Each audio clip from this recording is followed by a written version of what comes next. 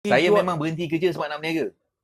Tapi tak pernah ke rasa macam Fred, okay, you jual kelapa macam ini, you jual sabun jadi macam ini, padahal you... Banyak lagi benda yang boleh buat saya frust. Tapi sebab saya memang nak berniaga, itu saya cakap, orang yang azalinya, memang aslinya, memang nak berniaga, kita ni ada satu mentaliti yang kita cari jalan.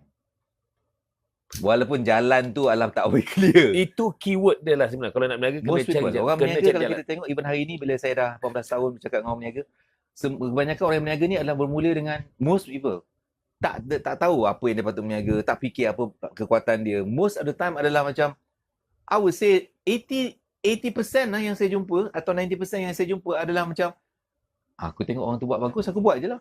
Yes, betul. Aku tengok macam tu Betul. best, aku buat je lah. Betul, Ikut je lah. betul. Ikut je orang lain.